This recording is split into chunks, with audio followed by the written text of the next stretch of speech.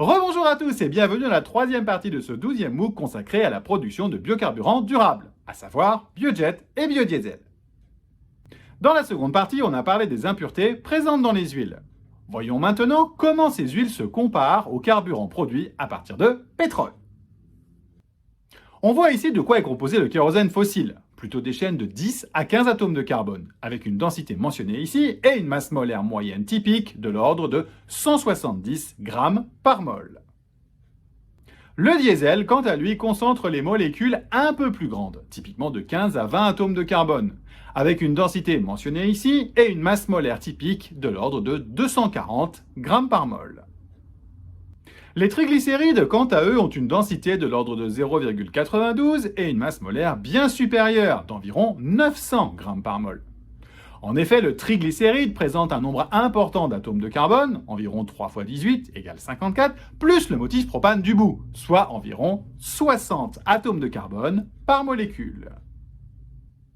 Du fait de la différence notoire des structures chimiques et de leurs propriétés physiques associées, on ne peut pas directement mélanger ces triglycérides avec du kérosène ou du diesel produit à partir de pétrole.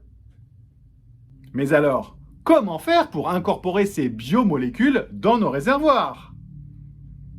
Dans les faits, il existe deux grandes méthodes pour s'y prendre. On va parler de la première assez rapidement car elle est maintenant assez répandue et mature. Il s'agit de la transestérification. Puis on parlera dans le détail de la seconde méthode, qui est l'objet de ce MOOC. La première méthode consiste à faire réagir chimiquement ces molécules de triglycérides avec du méthanol pour produire un ester que l'on appelle souvent EMHV, pour ester méthylique d'huile végétale. Vous entendrez parfois parler de FAME pour Fatty Acid Methylester en anglais. La réaction chimique fait intervenir 3 molécules de méthanol qui vont réagir avec une molécule de triglycéride pour former 3 molécules d'ester méthylique. On va donc passer d'une molécule avec une masse molaire d'environ 900 grammes par mol à 3 molécules de masse molaire inférieure de l'ordre de 300 grammes par mol.